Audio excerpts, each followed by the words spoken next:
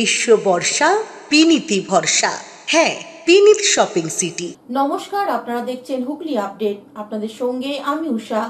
আসছি খবরে, দুই ট্রাক চালকের বচসা হাওড়া ধুলাগড়ে ট্রাক টার্মিনালে। অন্য দ্বিতীয় ট্রাক চালক ধারালো অস্ত্র দিয়ে এলোপাতাড়ি চালাতে থাকে ওয়াদুলকে। অবশেষে মৃত্যু। ছবি ধরা পড়ে সিসি ক্যামেরায়। হাওড়া তামিলনাড়ুর মাদুরাই থেকে মাল বোঝাই করে দুটি ট্রাক কলকাতার উদ্দেশ্যে রওনা দেয়। সেই সময় পথেই দুই ট্রাক চালকের মধ্যেই বচসা হয়।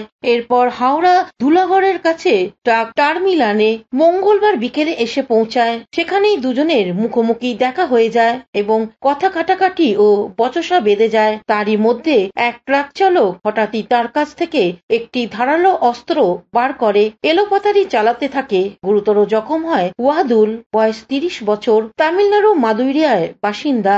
এই ঘটনা ঘটার পর অভিযুক্ত ট্রাক চালক গাড়ি নিয়ে পালিয়ে যায়। গুরুতর জখম অবস্থায় ওয়াদুলকে নিয়ে যাওয়া হয় গাববেরিয়া হাসপাতালে। সেখানে গেলে ডাক্তাররা তাকে মৃত বলে ঘোষণা করে। মৃতদেহ ময়না তদন্তে পাঠানো হয়েছে। এই গা হিম করা খুনের সিসিটিভি ফুটেজ এসে পৌঁছায়। এই সিসিটিভি ফুটেজ ধরেই সাকরাইল থানার পুলিশ তদন্ত শুরু করেছে।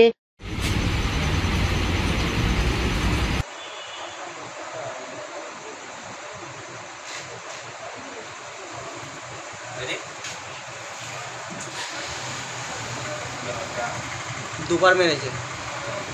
হাওড়া থেকে কৌশিক ঘোষের রিপোর্ট, হুগলি আপডেট। বর্ষার মরশুমে দীঘার তাজপুরে সমুদ্রে স্নান করতে গিয়ে তলিয়ে গেল 3 যুবক। তাজপুর সমুদ্র সৈকতে স্নান করতে নেমে গিয়ে তলিয়ে গেল 3 পর্যটক। পুলিশ ও লুনিয়াদের তৎপরতায় উদ্ধার ওই 2 পর্যটক। আশঙ্কাজনক 2 পর্যটকদের হাসপাতালে নিয়ে যাওয়া হয়েছে।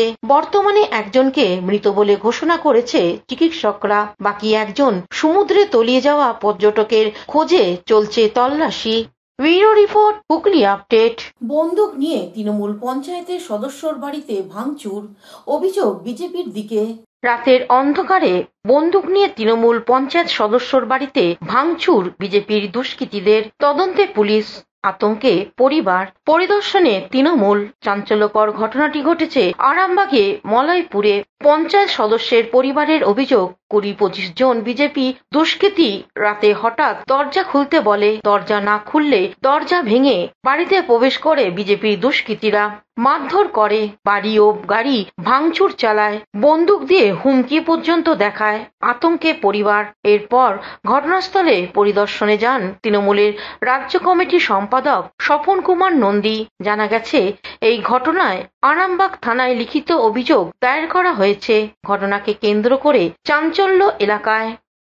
মলয়পুর 1 নম্বর অঞ্চলে বিজেপি যেমন পঞ্চায়েত ইলেকশনের পর যেমন আমাদের তৃণমূলের উপর যেমন সে গাড়ি ভাঙচুর করতে এসেছিল আমাদের উপর, যেসব ছেলেরা তারাই আবার সেই আমাদের মজফরের স্ত্রী আমাদের মেম্বার আছেন, সেই মলয়পুর 1 নম্বর ওর বাড়ি ভাঙচুর করেছে, মারধর করেছে, ট্রাক্টর ভাঙচুর করেছে।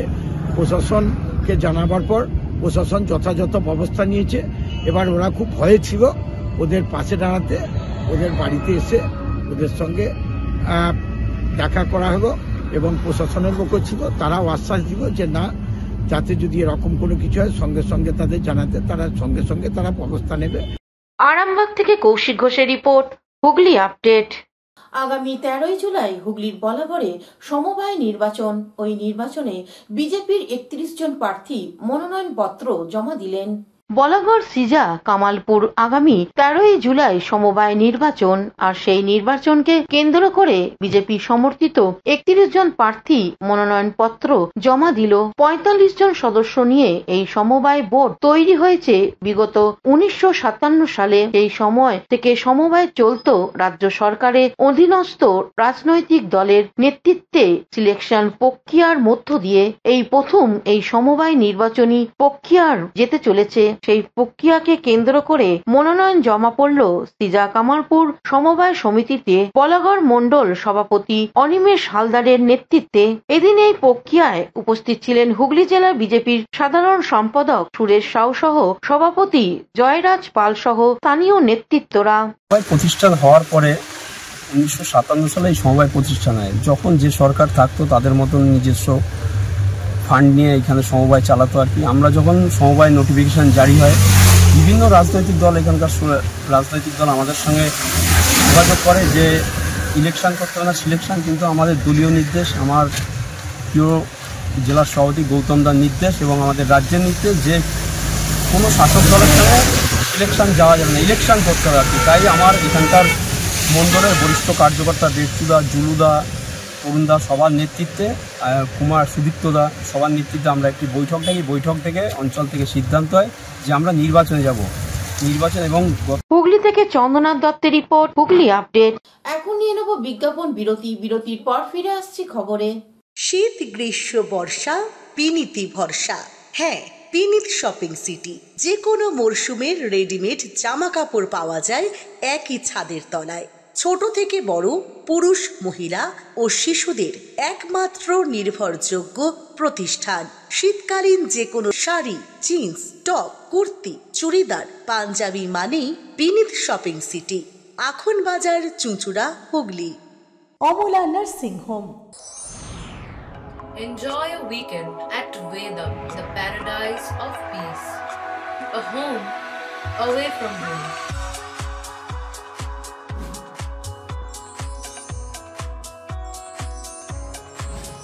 See yourself resonating with the nature. Vedam welcomes you to create your best memories. বিরতির পর ফিরে এলাম খবরে। মাত্র দুদিন আগে রাস্তা সারানো হয়েছে হুগলি জেলা শাসকের বাংলোর সামনে, কিন্তু ধস। প্রশ্নের মুখে হুগলি চুঁচুড়া পৌরসভা। রাস্তা মেরামত হয়েছে দুদিন আগে, ধসের বড় গর্তে প্রশ্নের মুখে রাস্তা সংস্কারের কাজ নিয়ে দুদিন আগে ধস মেরামতির পর রাস্তার উপর দেওয়া হয়েছিল পিচের প্রলেপ। ফের ধস নামলো একই জায়গায়। ঘটনাস্থল হুগলি চুঁচুড়া পৌরসভার ৯ নম্বর ওয়ার্ডের অন্তর্গত ইমামবাড়ার এলাকার হুগলি জেলাশাসকের বাংলোর সামনে ব্যস্ততম রাস্তা। এই রাস্তার পাশেই রয়েছে জেলাশাসকের বাংলো, ঐতিহাসিক ইমামবাড়া সৌধ এবং একটি স্কুল, পাইকারি বাজার। প্রতিদিন সকাল ও রাতে এই রাস্তা দিয়ে যাতায়াত করে মাছবাহী ট্রাক, বড় লরি সহ ভারী যানবাহন। ধসের কারণে কখন যে বড়সড় দুর্ঘটনা ঘটে যাবে সেই আশঙ্কায় রয়েছে স্থানীয় বাসিন্দারা। অভিযোগ, বহুবার রাস্তা মেরামত করা হলেও তা শুধুমাত্র উপর কাজ হয়েছে, ভেতরে ধস বা জল নিকাশি সমস্যা না মেটাতেই এই পরিস্থিতি হয়েছে। গর্তের ভিতর ফোপলা হয়ে আছে। স্থানীয়দের ক্ষোভ, রাস্তা সংস্কারে পৌরসভা বারবার ব্যর্থ হচ্ছে, যার খেসারত দিতে হয়েছে এলাকাবাসী ও পথ চলতি সাধারণ মানুষকে। এই বিষয়ে সাধারণ মানুষ কি বলছেন শুনবো। অন্যদিকে পৌরসভার পূর্ত দপ্তরের পৌর পারিষদ সৌমিত্র ঘোষ কি জানাচ্ছেন শুনবো। গত দুদিন আগে আমাদের যে চকবাজারের ওখানে ডিএম বাংলো আছে, ইমামবাড়া আছে, সেই রোডটা একটা ধস নেমেছিল। সেই কাজটা ওখানে কেএমডিএ এর কাজ। ধস নামার পর আমরা পাবলিকের থেকে জানতে পেরে কেএমডিএ এর কাছে অভিযোগটা পাঠাই। ওরা দ্রুততার সঙ্গে দুদিনের মধ্যে ঠিক করে দিয়েছিল। কিন্তু এই যে গতকাল থেকে বৃষ্টি চলছে, এই দুর্যোগে ঠিক সেই জায়গা পুনরায় আবার বেশ বড় সড়ো গর্ত দেখা দিয়েছে, ধস নেমেছে। আজকে আমরা জানতে পেরে আমাদের পৌরসভার ইঞ্জিনিয়ারদের পাঠিয়েছিলাম, তারাও ছবি সহ আমাদেরকে দিয়েছে। আমরা আমাদের যে কেএমডিএ চিফ ইঞ্জিনিয়ার চ্যাটার্জি স্যারকে আমরা জানিয়েছি যে দ্রুততার সামনে স্কুল আছে, বাচ্চারা যাওয়া আসা করে। কাল রাত্রিবেলা আমরা দেখলাম এটা, আমরা তাই ব্যারিকেডটা দিয়েছি। দুদিন আগে এটা যা অফ করে রিপেয়ারিং করে গেছে, ঠিকভাবে করিনি, তাই কালকে আমরা দেখে ওটাকে ব্যারিকেড দিলাম। দেখা যাচ্ছে তো অনেকটাই ভেতরে ঢুকে গেছে। ভেতরে তো ভালোভাবে কাজ করিনি না, যা অফ করে একটু চিপিং করে চলে গেছে। এখান থেকে তো মাছের গাড়ি, বিভিন্ন গাড়ি যায়। হ্যাঁ, অ্যাক্সিডেন্ট হতেই পারে, সেই কারণে আমরা ওইটা রাত্রিবেলা দিয়েছি ব্যারিকেড। সামনে তো এখানে জেলাশাসক ভবন, ডিএম বাংলো, এখান থেকে জেলাশাসক যাওয়া আসা করে। হুগলি থেকে চন্দ্রনাথ দত্তের রিপোর্ট, হুগলি আপডেট। চুরি যাওয়া মোটরসাইকেল উদ্ধার করে প্রকৃত মালিকের হাতে তুলে দিল জাঙ্গিপাড়া থানার পুলিশ। 3 ঘন্টার মধ্যে উদ্ধার করে প্রকৃত মালিকের হাতে ফেরত দিলেন হুগলি গ্রামীণ পুলিশের অন্তর্গত জাঙ্গিপাড়া থানা।